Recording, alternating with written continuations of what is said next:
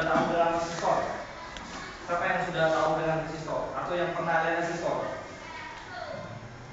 Nah, ada lihat resistor ya? Pernah ada lihat resistor ya? Nah, dalam bayangan kamu resistor itu seperti apa? Seperti apa bayangan resistor? Apa seperti ini bentuknya? Nah, atau seperti kunci ini bentuknya resistor? Nah, pernah ada resistor? Pernah? Seperti apa resistor? Suatu komponen kecil ya, yang mempunyai gelang-gelang yang memiliki gelang warna dan mempunyai nilai ya, bagus. Nah, itu ya. Jadi resistor kira-kira seperti itulah bentuknya. Dia bagian dari komponen elektronik yang ada pada rangkaian komponen ya. Hampir 90% rangkaian komponen itu selalu dijumpai di peralatan elektronik. Anak-anak, pada hari ini kita akan masuk pada menu utama kita hari ini, yaitu pertama kita akan mengkaji tujuan pembelajaran. Jadi apa sih tujuan pembelajaran kita hari ini? Ya. Yang kedua, kita akan masuk pada konsep dari sebuah resistor itu sendiri. Ya. Ketiga, kita akan menyebutkan jenis-jenis resistor. Jadi diharapkan anak-anak itu mengerti tentang jenis-jenis resistor. Nah, yang keempat, ya diharapkan juga siswa itu harus mengerti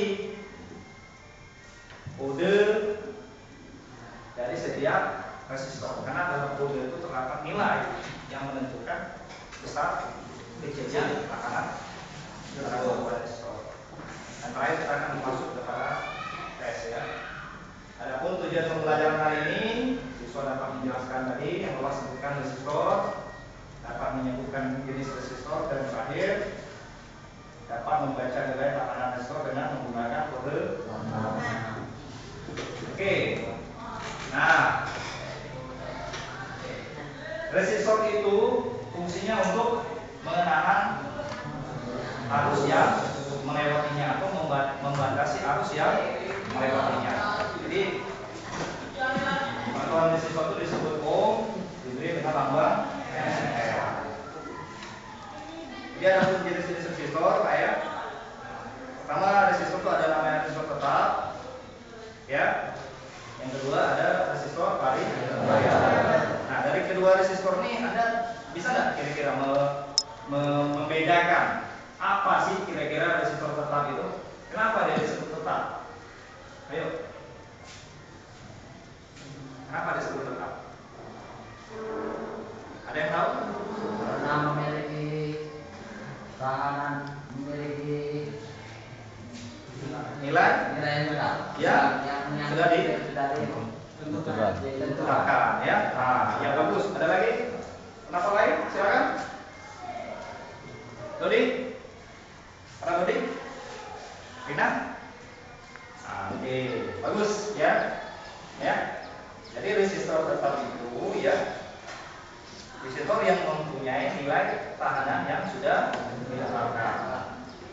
Nah, misalnya resistor itu memiliki daya 16 watt, 8 watt, 1/4 watt, setengah watt, dan sebagainya. Ya. Jadi resistor-resistor ini semuanya berkapasitas yang sudah ditetapkan. Ada jenis resistor lain yang bentuknya tidak seperti ini, nah. Ya. Bentuknya persis dia menyerupai seperti resistor, hanya saja dia bentuknya dia pepak persegi seperti balok warna putih, ya.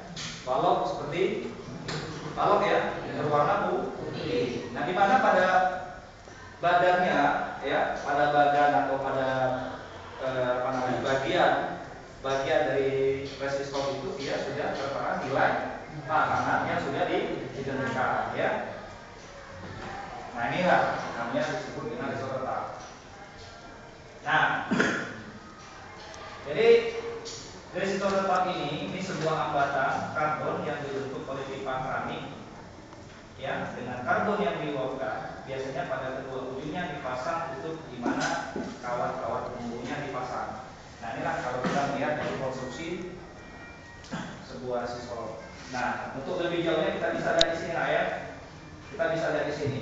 Jadi resistor yang kita lihat selama ini bentuknya dia memiliki gelang-gelang warna. Jadi kalau kita bentuk konstruksi dari sebuah resistor itu sendiri, dia persis seperti ini. Di mana nilai hambatan dari resistor itu sebenarnya itu ditentukan dari panjang atau tebalnya kawat yang berpilit di dalam resistor. Jadi resistor itu sebenarnya kalau kita lihat dari tampak kasat mata tidak kelihatan kawatnya. Jadi kalau misalnya kita coba membuka, ya kita coba buka komponen resistor itu, sebenarnya di dalamnya itu terdapat kawat. Kita terdapat kawat kisaran alur yang berbentuk spiral. Jadi kawat spiral yang berada di dalam resistor ini, inilah yang menentukan besar kecilnya nilai tahanan. Jadi semakin panjang kawat yang berpilih di dalam resistor ini, itu akan menentukan nilai tahanan resistor makin besar tahanannya. Sebaliknya, kalau dia bentuk kisaran alurnya ini kecil, ya, atau tebalnya dari kawat yang mengelilingnya bentuk kisaran yang kecil juga, maka nilai tahanannya semakin kecil. Nah, karena bentuknya seperti ini, maka orang akan menandai dari simbol resistor itu seperti ini. Nah, seperti itulah bentuknya.